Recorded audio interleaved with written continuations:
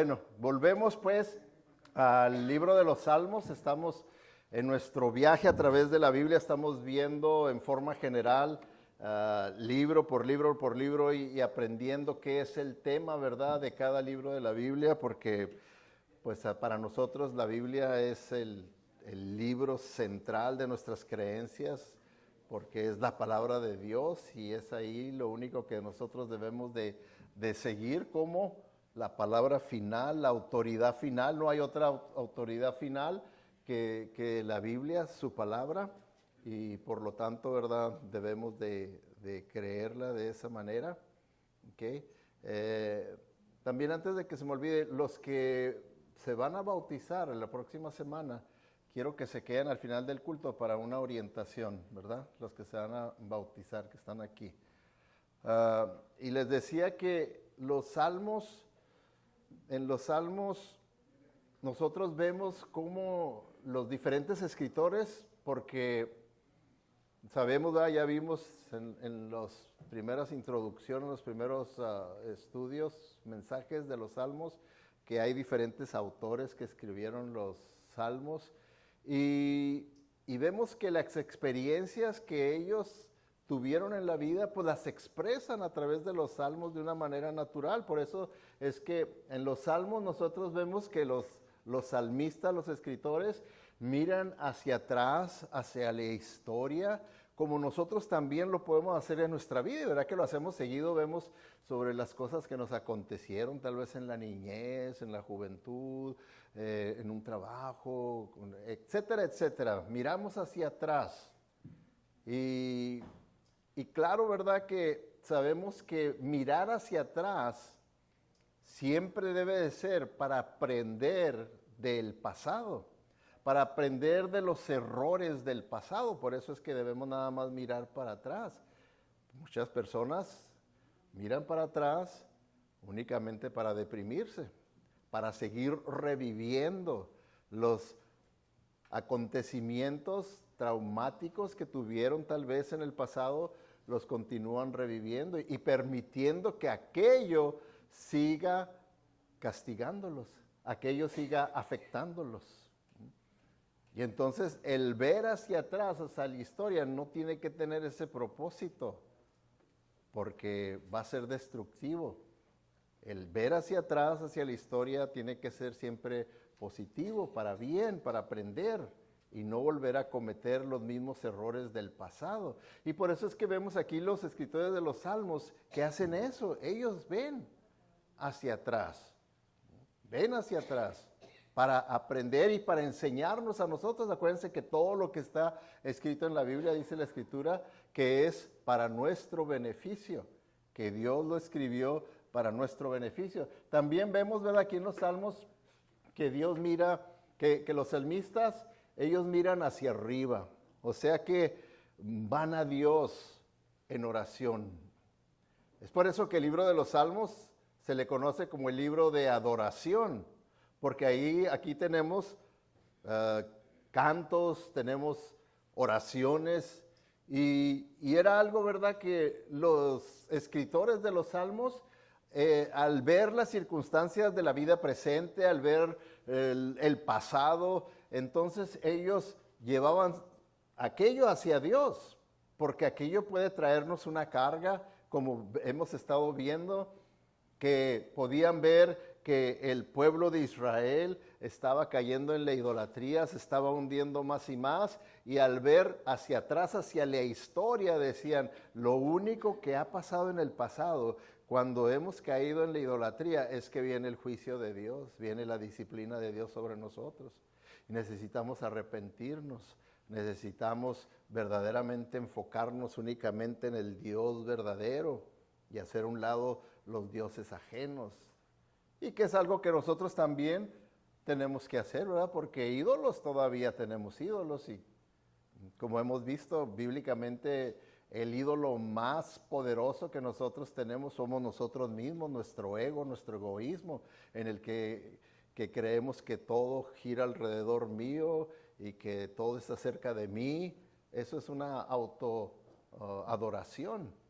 la que nosotros hacemos, ¿verdad? Cuando tenemos esa clase de actitudes así arrogantes y que creemos que yo soy el que lo sé todo, soy una persona muy importante y todo. Entonces es una forma de autoadoración, lo cual se hace ya hacerse uno mismo un ídolo de sí mismo. Y luego de ahí pues ya sale que tiene una idolatría sobre los placeres, sobre la fama, sobre el dinero, sobre esto, sobre el otro, tantas cosas que hoy en día podemos hacernos ídolos, ya no tanto, ¿verdad?, estatuas, pero sí todo esto que es más común que nosotros hagamos ídolos en nuestros días. Y entonces los salmistas llevaban todo eso al Señor en oración.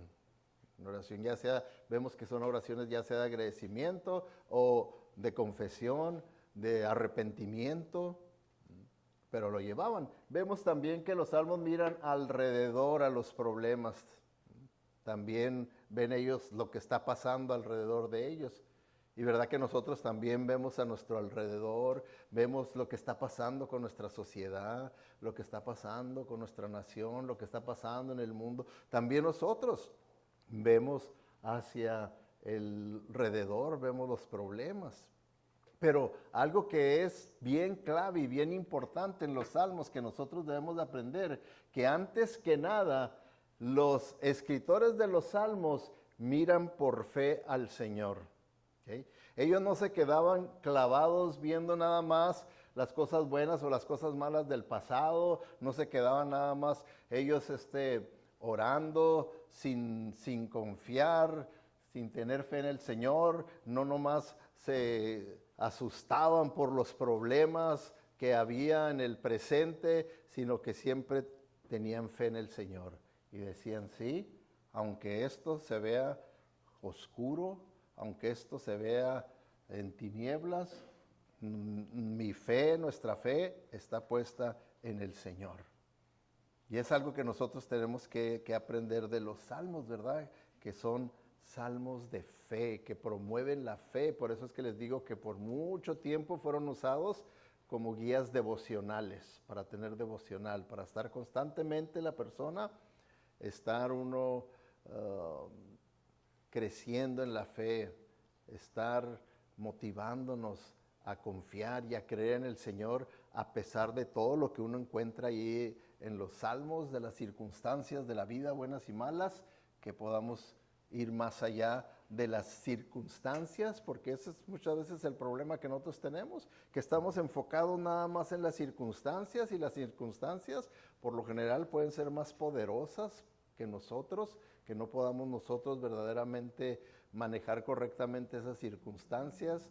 Entonces ahí es donde tenemos que confiar en el Señor, porque el Señor es superior a las circunstancias y Él puede darnos la sabiduría, el entendimiento para saber cómo tratar y manejar las circunstancias por las que estamos nosotros viviendo. Entonces, eso es en cuanto a los salmos en general. Ahora, abran sus Biblias porque estamos en el Salmo 119. El Salmo 119, que es el salmo más largo de todos los salmos, es el capítulo más largo de toda la Biblia. ¿Cuántos versículos tiene ese salmo? Se los sigo repitiendo porque así es como aprendemos, por repetición. ¿Cuántos versículos tiene? 176 versículos. 176 versículos tiene.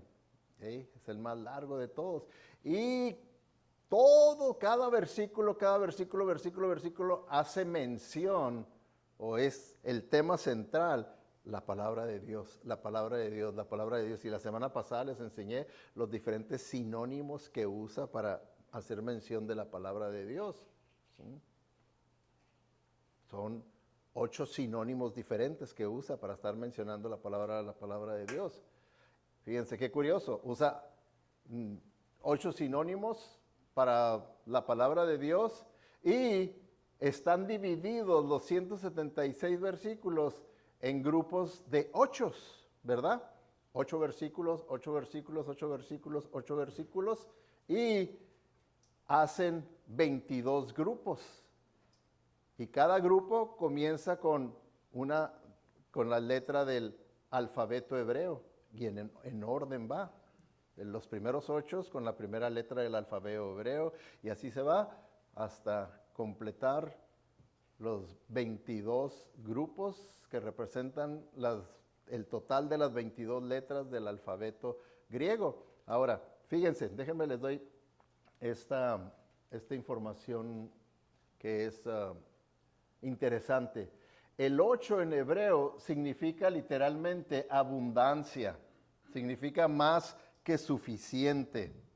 Entonces, al ver, ¿verdad?, que el Señor dejó el Salmo 119 en grupos de 8, ¿okay?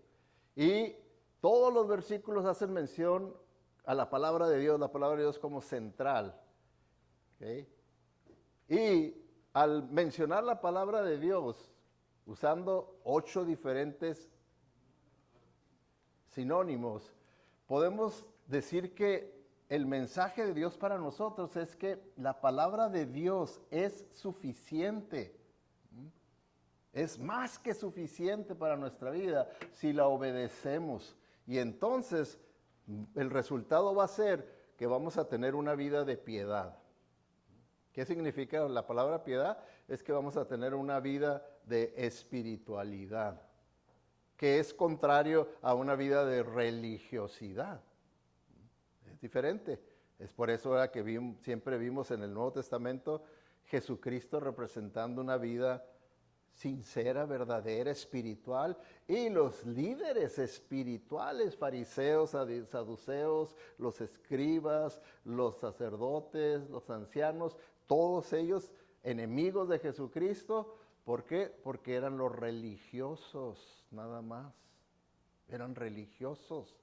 Y es una gran diferencia. Entonces, cuando nosotros verdaderamente nos enfocamos en la palabra de Dios como nuestra fuente final de fe y de conducta, nos dice el Salmo 19 que entonces podemos ver que el resultado va a ser una vida de espiritualidad, no de religiosidad, sino de espiritualidad. ¿Y no es acaso eso lo que nosotros queremos? Por supuesto que sí, por eso es que estamos aquí, ¿verdad? Porque queremos lo mejor de Dios para nosotros. Y a través del Salmo 119 el Señor nos está diciendo, pues eso es lo que yo quiero para ustedes. Y la única manera que ustedes puedan lograr tener una vida de espiritualidad es si ustedes verdaderamente están en mi palabra, si la creen, si la obedecen, si la viven. Entonces van a ustedes a tener esa clase de vida que ustedes en lo más íntimo de su corazón anhelan. ¿Ok? Bueno, hemos cubierto 80 versículos, ¿verdad?, que hemos estudiado, hemos estado leyendo a través de los domingos. Así es que vámonos, ahora vamos a ver del 81 al 88, ¿verdad? Y aquí en este grupo lo podemos titular que el tema es fe y paciencia, ¿okay? Que en realidad uno va con el otro. Si nosotros tenemos fe en el Señor, vamos a poder esperar en los tiempos del Señor. Vamos a poder tener paciencia, ¿sí? Y ahí en esta sección, el enfoque está en las respuestas del salmista mientras él esperaba que el Señor juzgara a sus enemigos y lo liberara de la persecución, porque constantemente estaba siendo perseguido. Y acuérdense que siempre el escritor lo menciona por lo general en forma personal, esto, pero siempre por extensión también hace referencia o incluye al pueblo de Dios, como diciendo, si yo como parte del pueblo de Dios experimento persecución, odio, y me quieren exterminar, matar, es lo mismo para el resto del pueblo de Dios. Entonces, sus opresores eran también enemigos del Señor, eran enemigos de Israel. Por eso la preocupación de él era más que personal, nada más. Era también colectiva, era nacional. Y nosotros sabemos que Satanás ha estado siempre buscando exterminar a los judíos. Siempre ha estado procurando exterminar a los judíos. Desde el tiempo que la nación estaba en Egipto, y hemos visto a través de la historia cómo este pueblo se ha tratado de exterminar, de tal grado que hoy en día está rodeado ¿de qué? ¿De amigos o de enemigos?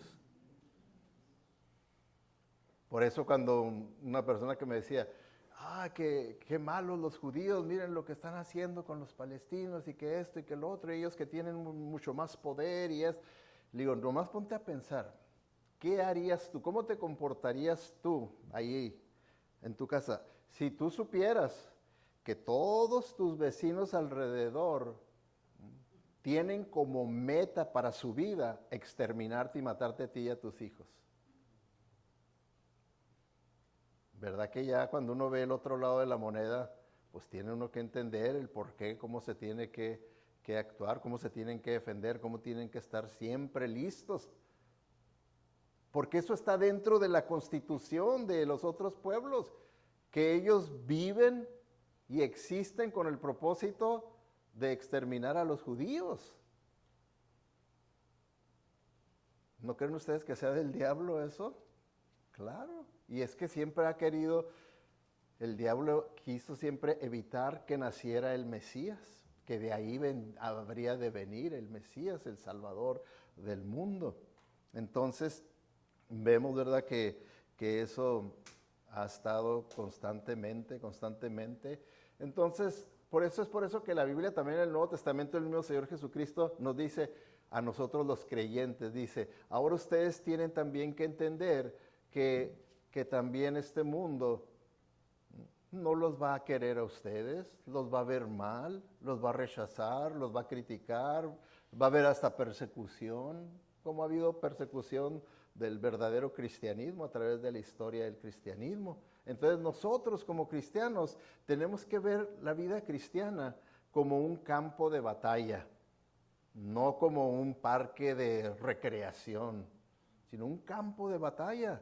Porque el Señor Jesucristo en Juan 16:33 nos advirtió, dijo, aquí en este mundo tendrán muchas pruebas, tristezas y aflicciones. Pero anímense, porque yo he vencido al mundo. Entonces el mismo Señor Jesucristo nos dio el mismo mensaje, ¿verdad? Nos advirtió de las tribulaciones, las pruebas, los sufrimientos, pero a la vez también nos dice, pero no se aflijan, ¿okay? Tengan fe, sean pacientes, como ahí, fe y paciencia, tengan fe. ¿Por qué? Porque yo estoy con ustedes y yo ya he vencido al mundo. Entonces, si Cristo está en uno y uno está en Cristo, por eso que la Biblia dice, ahora somos más que vencedores. Somos más que vencedores. Por esa razón, ¿verdad? Entonces, estamos desmayando, pero esperanzados. Versículo 81 al 83, dice el 81, estoy agotado de tanto esperar a que me rescates, pero he puesto mi esperanza en tu palabra. O sea, es sincero, por eso es que vemos en los salmos que abren su corazón y expresan lo que verdaderamente están viviendo, sintiendo y experimentando. Por eso dice aquí, ¿verdad? Estoy agotado de tanto esperar. ¿Acaso usted no ha sentido que está cansado de esperar que el Señor responda su oración? Todos hemos experimentado hasta cierto grado tal cosa como Él. Dice, estoy agotado de tanto esperar que me rescates. Como les digo, si es que era Jeremías el autor de este salmo, ¿verdad? Muy probable, pues sabemos que él vivió 70 años en los que no fue aceptado. 5 reyes a quienes tuvo que confrontar, malos, ¿verdad? Cuando se califican a los reyes, los 5 reyes que le tocaron a él eran malos, a los que tuvo que confrontar, y 5 reyes que lo persiguieron, que lo vieron como un enemigo durante 70 años. Fíjense nomás lo que es. Por eso podemos comprender que diga, ay, tanto esperar. rescátame. Pero, Señor, yo confío en ti, he puesto mi esperanza en tu palabra. Ahí está el equilibrio. Cuando nosotros estamos pasando por momentos difíciles, no lo podemos negar, no podemos decir, no, yo no paso por momentos difíciles, yo soy tan fuerte. Ese tipo de arrogancia falsa no es sinceridad. Sí, estoy pasando por un momento difícil, como dice ahí, que él lo pasó, pero a la misma vez el equilibrio, pero sigo confiando en ti, Señor. Sigo poniendo mi esperanza en ti. La esperanza está basada en la fe, van de la mano. Si mi fe es fuerte, mi esperanza va a ser fuerte. Si mi fe es débil, mi esperanza va a ser débil. ¿Se fijan? Y entonces aquí vemos que el escritor está diciendo, su versículo 82, dice, mis ojos se esfuerzan por ver cumplidas tus promesas. ¿Cuándo me consolarás? Estoy arrugado como el pastor. Estoy arrugado como... espérense, dejen terminar de leerlo, me equivoqué, ¿verdad? Dice, Versículo 83 dice, estoy arrugado como un odre ahumado, pero no me olvidé de obedecer tus decretos. Fíjense el contraste que hace, ¿verdad? Que es algo que nosotros pues, no conocemos, ¿verdad? Esas bolsas en las que ponían ellos el vino, ya una que ya está tan vieja, que ya se ha quemado, ¿verdad? Por el calor del alcohol y que está toda arrugada, toda fea todavía. Dice, así estoy a punto, ¿verdad? Están a punto de reventar esas bolsas. Si les llegan a echar un buen vino que está bien fermentado, ¿verdad? El mismo calor, ¡pum!, las hace que revienten. Por eso el Señor dijo, nadie echa un buen vino en ordes viejas, porque va a echar a perder todo y se le va a reventar y se le va a caer todo eso, y eso era pues muy valioso, ¿verdad? Era la manera en la que purificaban el agua, con el vino. Entonces, está diciendo, estoy en ese punto, pero aún aunque estoy en ese punto de casi reventar, dice, no me olvidé de obedecer tus palabras, tus decretos. No me olvidé. Sigo firme, sigo obedeciéndote. Yo sigo adelante, no importa por lo que estoy pasando.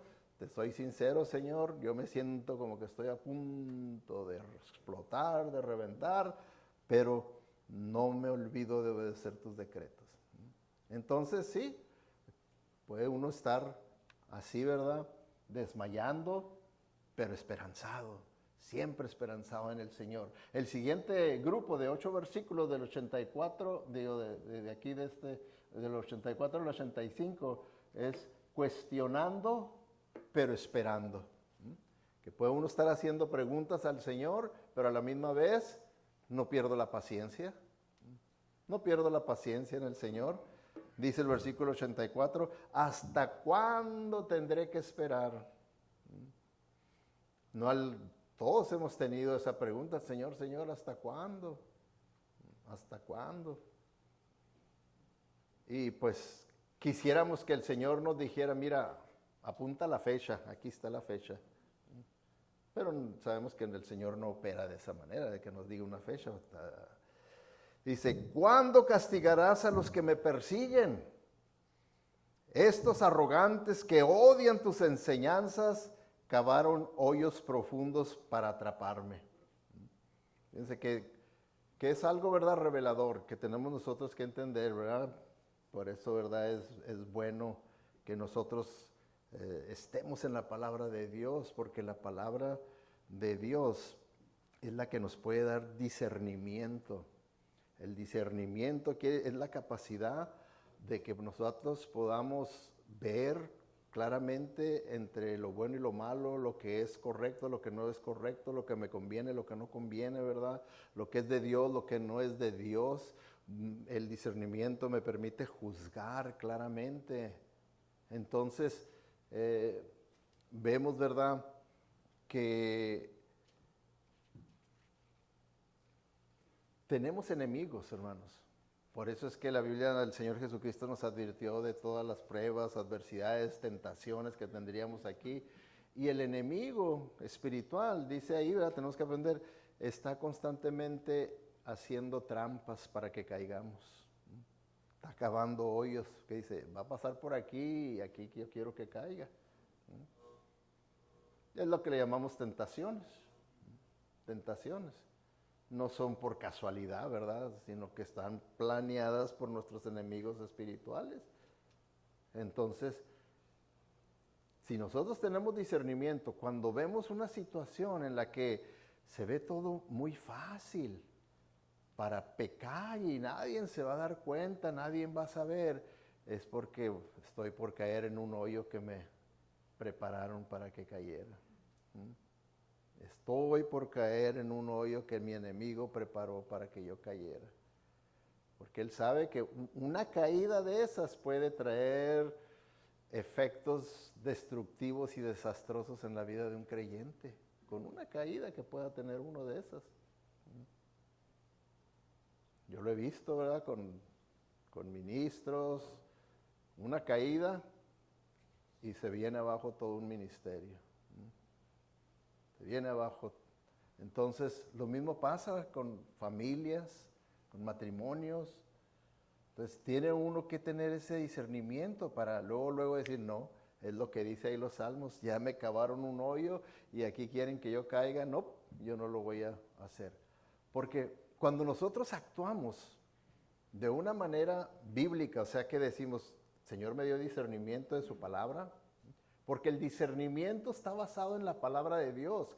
El discernimiento falso es aquel que dicen que les vienen impresiones, emociones, sentimientos y dicen, Dios me está diciendo, Dios me habló por una impresión que tuvo, por un sentimiento que tuvo, por una emoción que tuvo y se lo otorgan como discernimiento de parte de Dios, revelación de parte de Dios. Eso no es bíblico.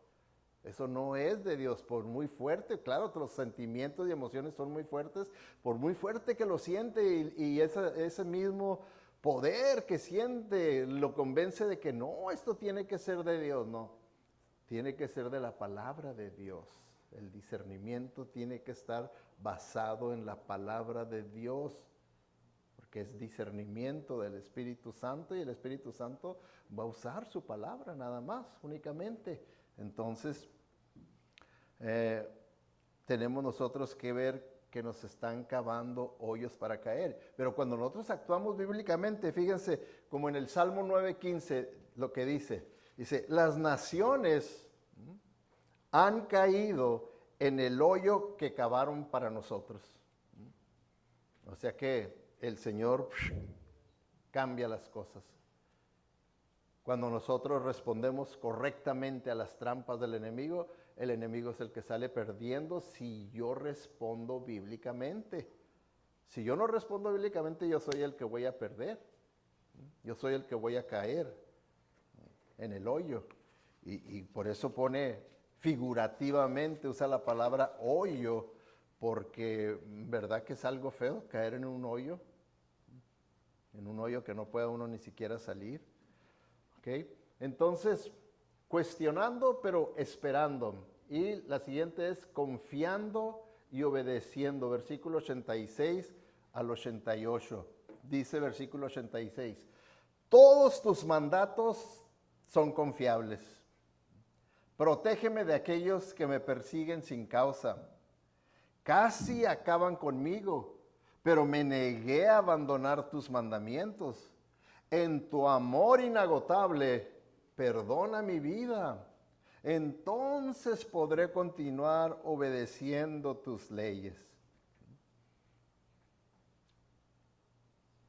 Cuando usted se sienta casi derrotado, tal vez, usted ahorita se siente como casi derrotado, como el salmista, necesitamos nosotros descansar en las promesas de Dios y confiar en su amor. Confiar en su amor. Si Dios es mi Padre, y yo sé que Él es un Padre amoroso, y yo sé que su amor es perfecto, entonces yo puedo confiar en Él. Y puedo confiar en sus promesas porque Dios no miente, dice la Biblia, y que Él cumple sus promesas.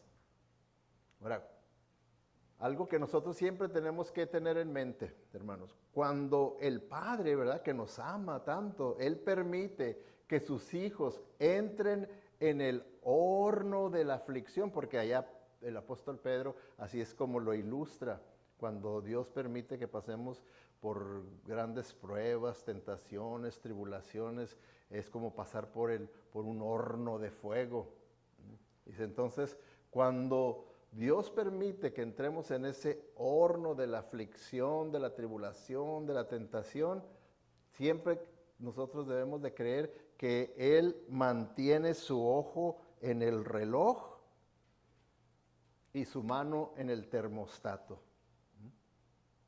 Mantiene su ojo en el reloj. Él sabe qué tanto tiempo va a permitir que nosotros pasemos por esa tribulación, por esa aflicción. Y también su mano en el termostato. Él sabe qué tanto fuego, tanto calor va a permitir para nosotros. Por eso debemos de confiarlo. Debemos de confiarlo. Y así es como vemos que el salmista constantemente está diciendo, sí, yo estoy confiando aunque esté ahorita pasando por el fuego de la adversidad, porque ¿qué dice Pedro? El Señor, para poder purificar nuestra fe, hace lo mismo que se hace con el oro.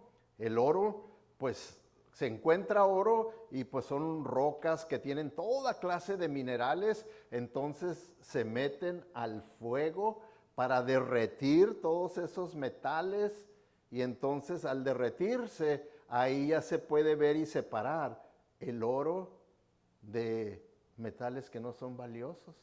Entonces el Señor nos mete por el horno de fuego para poder purificar nuestra fe, para poder separar la basura de lo que es valioso. Entonces por eso es que debemos de confiarle al Señor siempre.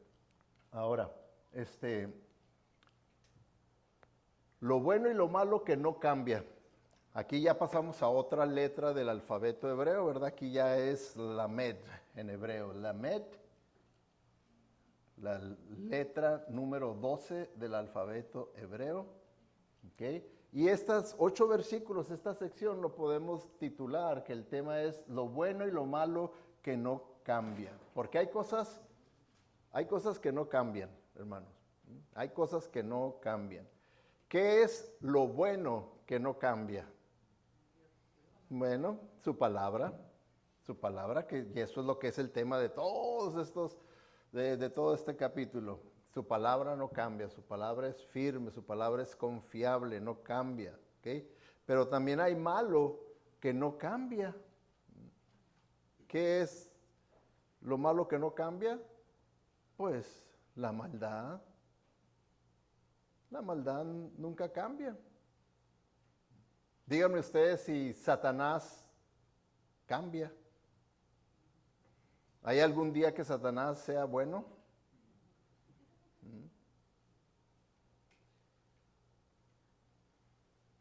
Déjenme preguntarles, si Satanás se arrepintiera, ¿podría ser perdonado por Dios? ¿Qué piensan? Si se arrepintiera, ¿el Señor lo podría perdonar? Qué buena curva, ¿verdad?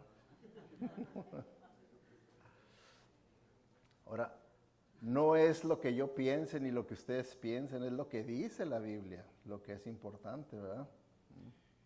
Y la Biblia dice que esta pregunta que yo les estoy haciendo es falsa. ¿Saben por qué? ¿Saben por qué es falsa? Porque bien, se les estoy preguntando, si Satanás se arrepintiera, ¿lo pudiera perdonar Dios? Es una pregunta ignorante. ¿Por qué? Porque la Biblia dice que Satanás y sus demonios llegaron en su caída a una condición que no se pueden arrepentir.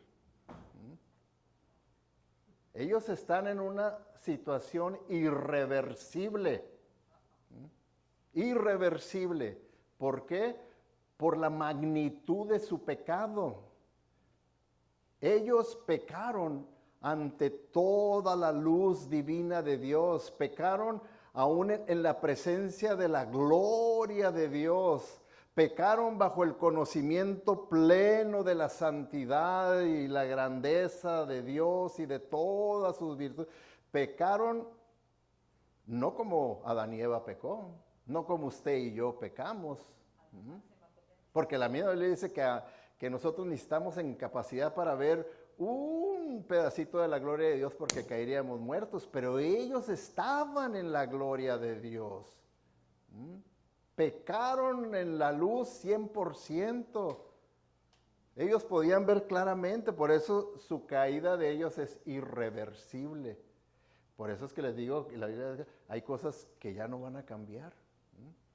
La maldad no va a cambiar, no hay lugar para el arrepentimiento, para el mal. Va a continuar hasta que el Señor le traiga juicio final. Le traiga juicio final. Entonces, nosotros, por eso es que debemos tener ese discernimiento para ver, ¿verdad? Vivimos en un mundo cambiante constantemente. Nosotros vemos ahorita las situaciones que pasan en nuestra sociedad, los cambios que está habiendo. Entonces, muchas veces, para los jóvenes, el cambio puede ser algo bueno, puede ser algo placentero, mientras que para las personas mayores, los cristianos con discernimiento, podemos ver cambios a veces como una amenaza, que ellos no lo ven como una amenaza. Y a veces, ¿verdad? Trágicamente los padres de los jóvenes y de los niños tampoco ven los cambios que están habiendo malos, no los ven tampoco como una amenaza.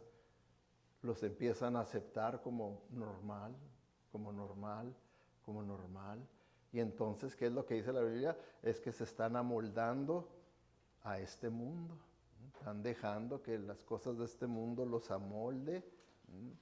Y eso es lo peor que puede sucedernos.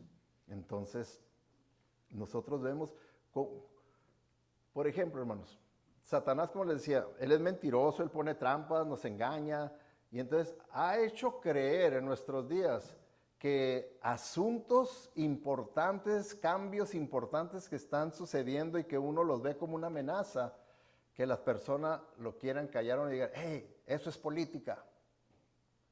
¿Política? No. La Biblia misma nos dice que tenemos nosotros que confrontar y tenemos que exponer y que no debemos de creer esas falsas doctrinas, esas falsas filosofías huecas que vienen de parte del mundo, que son contrarias a la palabra de Dios. ¿No nos dice eso en Timoteo?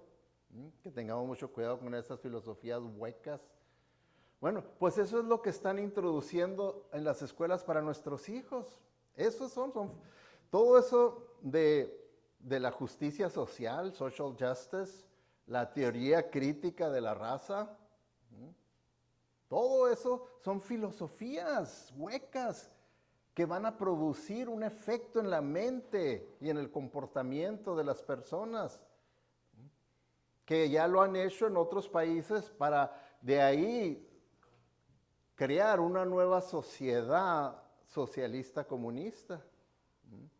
Entonces lo van trabajando poco a poco, con ideas, con filosofías, y lo van provocando, y lo único que pasa es que muchas veces nosotros, los mismos cristianos, por eso se dice que la iglesia es el gigante dormido, estamos, como dicen, como los sapos ahí en el agua que nomás nos están calentando poco a poco el agua, hasta que sin movernos. Eso dicen, no sé quién ha hecho esa prueba, pero dicen que si uno pone en una olla de agua, ¿verdad? De agua al sapo ahí, pues ahí se queda. Y le pone uno la lumbre bajita para que se esté calentando poco a poco, que él se va adaptando al calor poco a poco, se va adaptando, el sapo se va adaptando y ahí puede quedar cocido.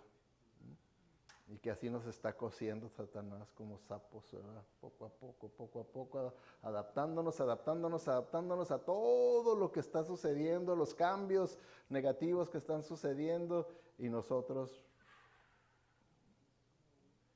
viendo la televisión.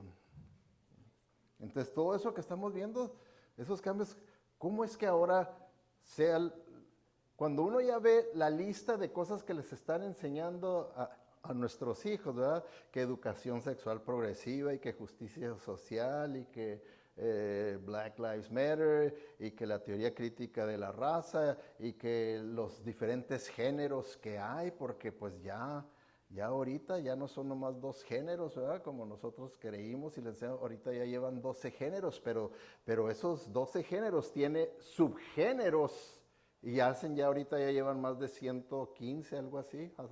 La última vez que revisé ya eran 115 variaciones de los 12 géneros que se han inventado. ¿Se imaginan qué confusión? Y todo eso va a confundir a sus hijos. ¿Qué es lo que pasa? Que muchas veces uno ve a nuestros hijos que vienen de la escuela y los ve uno igual como si nada. Y, qué bueno, fue bien, ok, tu tarea y hace nada. Pero no saben el efecto que aquello les va a estar trayendo en su mente poco a poco, porque ya la lista de todas esas enseñanzas ya es más grande que geografía, que historia, que aritmética, que gramática, que todo a lo que verdaderamente tienen que ir, ya no, ya están más bien en la indoctrinación humanista que está a todo vuelo en la mente de ellos, para crear una nueva generación. Sí, lo vimos, ¿verdad? Cuando la hermana América vino aquí a dar esa conferencia. Bueno, entonces, vemos, ¿verdad? Sí, la palabra de Dios está establecida, que versículo 89, son de las cosas que no cambian. La palabra de Dios está establecida. 89 dice, tu eterna palabra, oh Señor, se mantiene firme en el cielo. Tu eterna palabra. Por eso es firme, porque es eterna. Es la palabra de Dios que es eterno y se mantiene firme en el cielo. Ahora, hermanos, tenemos que entender que desde que Satanás le hizo esta pregunta a Eva, ¿se acuerdan ustedes ahí en Génesis 3:1 que le dijo, ¿de veras Dios les dijo? Pónganse a pensar el poder que tenía esa pregunta de Satanás. Dijo, ¿a poco de veras Dios les dijo esto? Para empezar a dudar de la palabra de Dios, de lo que Dios había dicho. Meter la duda. Y así es como Satanás ha obrado. Y el enemigo ha estado atacando la palabra de Dios a través de muchos medios. El ateísmo, los agnósticos, filosofías huecas como las que les estoy mencionando, que les están enseñando ahora en la escuela a nuestros hijos. Los científicos ateos, porque hay muchos científicos que sí son de fe, ¿verdad? Y vemos, ¿verdad?, que por todos lados atacando a la palabra de Dios, atacando. Y hemos visto de diferentes medios y sin embargo la palabra de Dios sigue firme. Y los argumentos a favor de la palabra de Dios siguen triunfando sobre los argumentos en contra de la palabra de Dios. Por eso yo les digo, procuren ustedes ver ahí en YouTube, procuren ver cuando hay un debate entre un cristiano y un ateo. Véanlos. Yo todos los que he visto siempre terminan igual.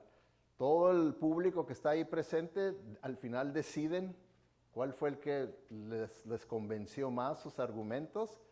Cuando presentan al ateo para que la gente responda, uno que otro. Cuando presentan al teólogo, al cristiano que presentó sus argumentos, la gente se para todos. La gran mayoría diciendo, no, pues que eso tiene más sentido común. Más sentido común. La creencia en Dios, en su creación, en todo lo que es el sistema bíblico. Tiene más sentido común creer que sí, Dios me creó a su imagen y semejanza, que por eso tengo el poder volicional de hacer decisiones y tengo el poder de poder amar y tengo el poder para pensar, aprender y poder ir a la universidad y educarme. Eso tiene más sentido común que pensar que vengo de un chango. Nunca podría haber ido a la universidad.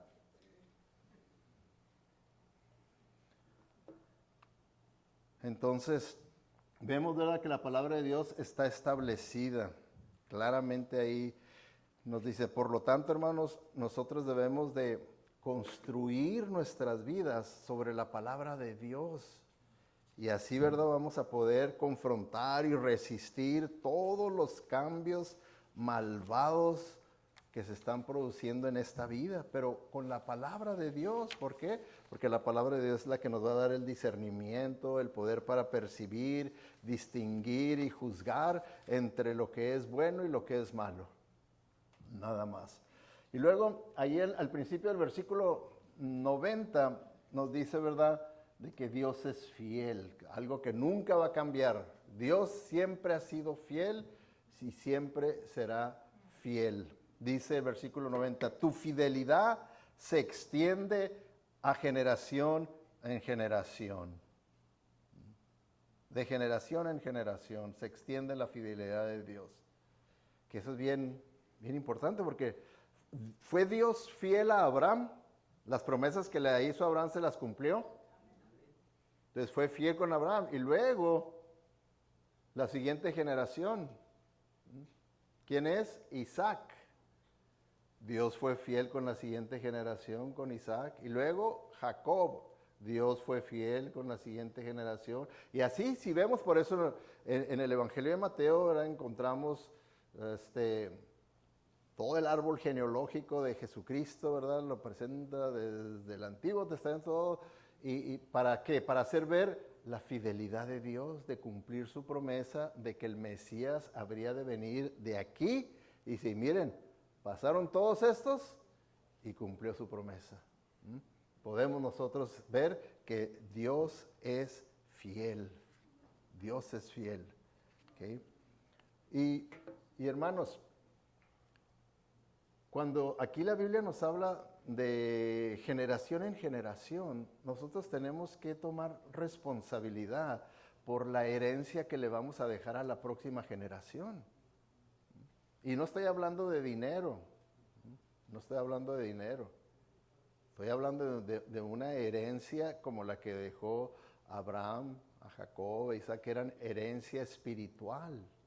Herencia espiritual. No hay nada más valioso que podamos nosotros dejarle a la siguiente generación que ver en nosotros una vida de espiritualidad, no de religiosidad, de espiritualidad. Que ellos puedan ver eso, que dejemos eso de herencia, espiritualidad. Porque, hermanos, ¿creen ustedes que vamos a beneficiar a la siguiente generación si lo que ven en nosotros es carnalidad? Si ven en nosotros carnalidad, es un mensaje poderoso que estamos aprobando, una vida de carnalidad, una vida de religiosidad, una vida de hipocresía, una vida de inconsistencia. Todo eso estamos nosotros dando ese mensaje, aunque no se lo digamos con palabras, pero con hechos, se lo estamos impresionando para que la siguiente generación todavía empeore esa carnalidad, la empeore todavía más. Entonces tenemos que tener responsabilidad de generación en generación. ¿Okay? Y luego el versículo 90b al 91, la creación de Dios está establecida. ¿Okay? La creación de Dios está firme, está segura. Dice, y perdura igual que la tierra que creaste, tus ordenanzas siguen siendo verdad hasta el día de hoy, porque todo está al servicio de tus planes, ¿verdad? Hace la comparación de la tierra, la naturaleza, la creación de Dios, que perdura, así como la palabra de Dios perdura. Y es algo que nosotros también tenemos que creer más a lo que dice la palabra de Dios que a lo que nos dice el mundo, que siempre tienen sus agendas manipuladoras. El mundo nos dice, hey, tenemos que hacer esto y tenemos que hacer esto, porque estamos por matar a la naturaleza de Dios. Estamos por matar a la naturaleza de Dios. Es mejor que todos agarremos bicicletas y ya olvídense del carro porque vamos a matar a la naturaleza. Hermanos, la Biblia dice que nosotros no tenemos el poder para matar a la naturaleza porque nosotros no la hicimos. Es solamente Dios el que tiene el poder, porque Él es el que está sustentando su naturaleza, dice la Biblia. La hizo, la sustenta y Él es el que le va a poner fin algún día. Y de acuerdo a lo que nos dice, ¿verdad? En profecías, Pedro dice que un día la va a purificar con fuego, pero va a ser Dios el que lo haga. Nosotros no podemos matar a la naturaleza. Dice, sí, pero todo el smog de los carros y las fábricas está comprobado. No me acuerdo cómo se llama la erupción de uno de los volcanes de años atrás, que estuvo por varias semanas en erupción y el humo que aventaba produjo más contaminación, ese volcán, que todos los años que tenemos nosotros desde que se inventó el carro y las fábricas. Ese volcán hizo más contaminación que toda la historia de los carros y las fábricas. Un volcán en erupción. Y sin embargo, destruyó la creación de Dios. ¿Saben qué dicen los mismos científicos? Se sorprenden y dicen, wow, lo que es la naturaleza fue absorbido por las plantas, porque eso es lo que comen las plantas. Eso es lo que comen las plantas. Si nosotros tuviéramos, vamos a suponer, el poder para evitar 0 emisiones de smog, ¿mataríamos la vida verde? Porque no habría nada que comer. Aunque yo sé que Dios se encargaría si nosotros hiciéramos esa tontería de aventarnos otro volcán para que coman las plantas. Entonces, hermano, no creamos. Tenemos que creer más bien lo que dice la palabra de Dios. Y la palabra de Dios nos dice, la creación de Dios está establecida y Él es el que le va a poner fin, Él, en su tiempo y a su manera. Él es el que le va a poner. Nosotros no lo vamos a hacer eso. Dios, dice 2 de Pedro 3:10, pero el día del Señor llegará como un ladrón. En aquel día la tierra y lo que en ella hay desaparecerán envueltos en llamas. ¿Okay? Y la paz de Dios está disponible. ¿Okay? Es la última sección, lo último que vamos a ver. ¿Okay? La paz de Dios está disponible. Otra cosa que no cambia. Vamos a leer el versículo 92. Sin tus enseñanzas no me hubieran sostenido con alegría, ya habría muerto en mis sufrimientos. ¿Se fijan? Lo que hizo la palabra de Dios en él, lo sostuvo.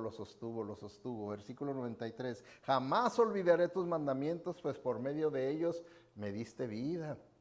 Soy tuyo.